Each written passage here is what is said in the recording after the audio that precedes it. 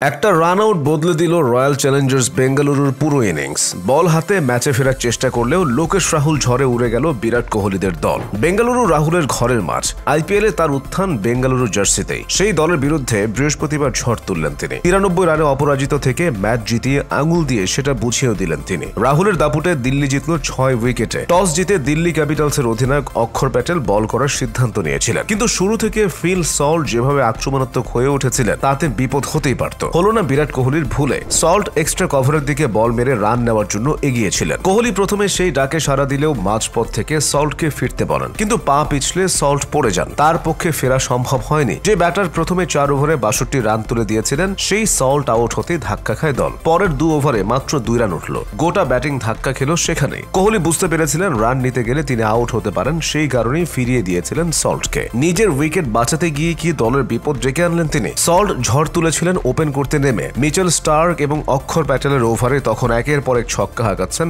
ইংরেজ ওপেনার। 17 বলে 37 রান করে ফেলা সল্টের সেই ইনিংস ধাক্কা খেল রান আউটে। বিরাট কোহলির সঙ্গে ভুল বোঝাবুঝিতে রান আউট হলেন তিনি। সেটাই বেঙ্গালুরুর ইনিংসে বড় ধাক্কা দিয়ে গেল। এরপর এক এক করে দেবদত্ত পাদ্রিকল 1, বিরাট কোহলি 22, লিয়াম লিভিংস্টোন 4, জিতেশ শর্মা 3 করে সাজঘরে ফিরলেন। শেষ দিকে টিম ডেভিড 20 বলে 37 রানের ইনিংস না খেললে আরো কম রানে থেমে যেতে হতো বেঙ্গালুরুকে। অধিনায়ক রজত পাটিদার 23 বলে 25 রান করলেও তার মন্থর ইনিংস দলকে ভরসা দিতে পারেনি। দিল্লির 2 স্পিনার ভিপ্রাজ নিগম এবং কুলদীপ যাদব বিপক্ষের উইকেট যেমন তোলেন তেমনি রান আটকে রাখেন। দুজনেই 2টি করে উইকেট নিয়েছেন। কোহলির উইকেটটি তোলেন ভিপ্রাজ। স্পিনারদের মধ্যে একমাত্র অক্ষর 4 ওভারে 52 রান দিয়ে কোনো উইকেট পাননি, যদিও তিনি পাওয়ার প্লের মধ্যে 2 ওভার বল করেন, যে সময় সল্ট বড় শট খেলছিলেন। একটি করে উইকেট নিয়েছেন মুকেশ কুমার এবং মোহিত শর্মা। মিচেল স্টার্ক 3 ওভারে 35 রান দিলেও উইকেট নিতে পারেননি। রান তাড়া করতে নেমে 30 রানের মধ্যে 3 উইকেট চলে গিয়েছিল দিল্লির। Faf du Plessis 2, Jake Fraser McGurk 7 এবং অভিষেক পোরেল 7 রান করার পরপর